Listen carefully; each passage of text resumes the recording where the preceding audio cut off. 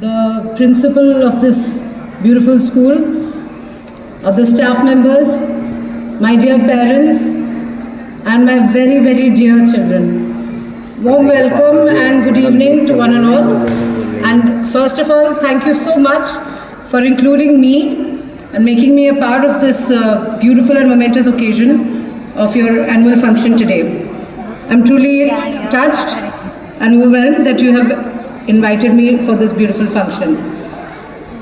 My congratulations to the wonderful staff members who have encouraged and who have trained and molded the children of this school to give such a thrilling and electric and power-packed performance. A big round of applause from my side, and I think if this is the beginning, then I think we should all wait to watch what is to come ahead.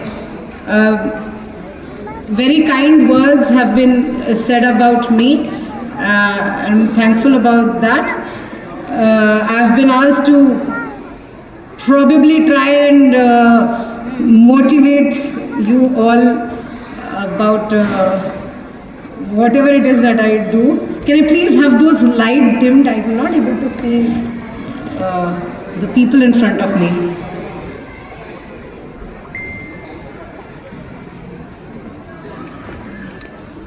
हम थोड़ा हिंदी और English में मिला के बात करते हैं, है ना? मैं वैसे तो हिंदी भाषी हूँ नहीं, लेकिन अब हिंदी भाषी जगह में रह के मुझे तो ऐसा लगता है कि हम तो हिंदी भाषी हो गए। मुझे तो इसके अलावा कुछ याद ही नहीं था। Thank you so much. पहली बात तो मुझे ये बताइए, बच्चों में से, क्योंकि माता पिता लोगों को तो फिर भी ज्ञान होता है, बच्चों में से कितने लोगों को पता है कि IAS होता क्या है? कोई बच्चों को पता है? छोटे बच्चों को, कोई बच्चों को पता है? कोई है जो हाथ उठाएंगे, समझाएंगे उनको? They are all too young to understand is what I am being told. चलिए, अब मैं अपने एक बचपन की बात बताती हूँ।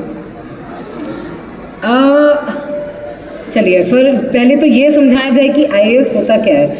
IAS is the short form of Indian Administrative Services. एक कमीशन है जिसको यूनियन पब्लिक सर्विस कमीशन कहते हैं। दिल्ली में बैठते हैं और वो ये एक एग्ज़ाम हम लोगों को दिलाते हैं, जिसके आधार पर ये डिसाइड किया जाता है कि whether we become part of the IAS, the IPS, and there are 22 services in total, and they decide whether we are a part of it और नॉट। जिससे हम लोग कई एडमिनिस्ट्रेटिव पोस्ट पे होते हैं, जैसे मैं फ़िलहाल ग्वालियर की एडिशनल कलेक्टर हूँ। सो ये सब होने के लिए हमको किसी न किसी ने बचपन से हमको समझाया है कि बेटा ये भी कुछ होता है, तब तो बन पाए हैं। I have seen a lot of people, lot of children, lot of young adults who probably are way better placed educationally, economically, socially to become what it is that we have become today, but for lack of awareness or for lack of direction, for lack of mentoring, for lack of motivation at the right time, they could not achieve what it is that we have achieved. So, जब मैं बहुत छोटी थी, मेरे एक uncle हैं, अभी retired हैं, वो रिटायर्ड IAS ऑफिसर हैं, और मैंने ये देखा था बचपन में कि अब हम बचपन मतलब आप लोग जो बच्चे जो बैठे हैं फर्स्ट, सेकंड, थर्ड स्टैंडर्ड, आप लोगों की उम्र में मैंने ये देखा था कि अंकल तो गजब की ज़िंदगी जीते थे। मतलब वो जहाँ जाते थे उनके आगे पीछे लोग घूम रहे हैं, हम ये देख रहे हैं कि पुलिस वाले उनको सल्यूट कर रहे हैं। पुलिस वाले तो हम डरते हैं बिल्कुल, पुलिस वाले उनको सल्यूट करके हमको लगता था कि भाई पता नहीं कुछ तो बड़ी नौकरी कर रहे हैं मेरे अंकल। तो मैंने अपने भैया को कहा कि भैया मैं फर्स्ट स्टैंडर्ड में थी, मैंने कहा कि भैया जब मैं बड़ी हो जाऊंगी मैं IAS ही बनूंगी। फर्स्ट स्टैंडर्ड के बच्चों को पता भी नहीं होगा कि IAS है क्या, पता भी नहीं था मुझे। उन्होंने बोला तुमको पता भी है कि IAS का फुल फॉर्म क्या है? मैंने कहा नहीं पता।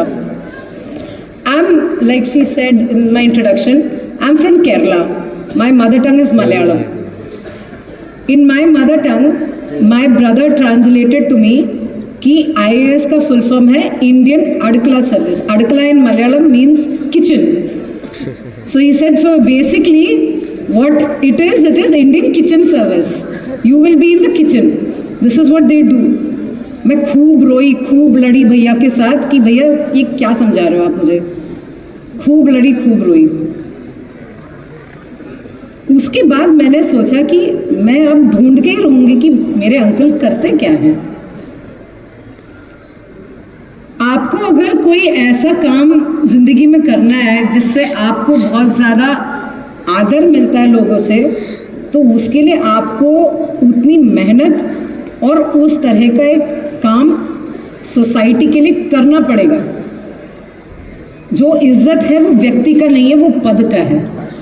क्योंकि वो पद ऐसा पद है जिससे आप कई सारे लोगों का जिंदगी सुधार सकते हो.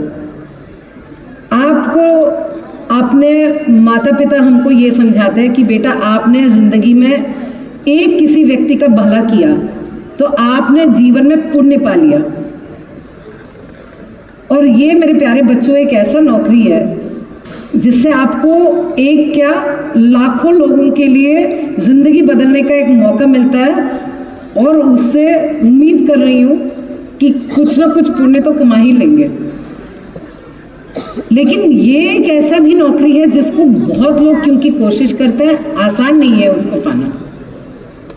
हम लोग बचपन में कितना ज़्यादा हम लोग परेशान होते थे, माता पिता लोग भी समझ रहे हैं कि टीचर ने अगर 9 out of 10 दे दिया तो मैं तो ऐसी बच्ची थी कि मैं तो जा के पीछे कहती थी टीचर से कि टीचर ये 9 out of 10 अच्छा नहीं लग रहा है, मुझे 9.5 और दे देते तो और अच्छा लगता, या 10 दे देते तो बिल्कुल ही अच्छा लगता.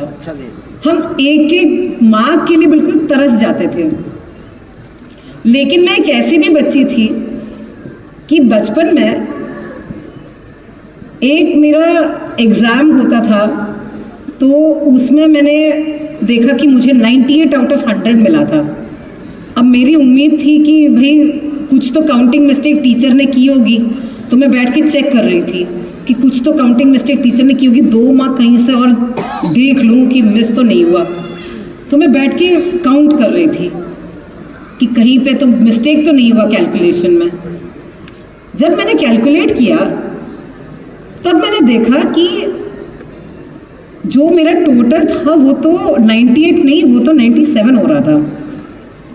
अभी तक मैं क्लास में 2nd नंबर में आई थी, मुझे टॉप पर बनना था 99 लेके, लेकिन वो एक और नंबर काटने से तो फिर मैं 3rd हो जा रही थी.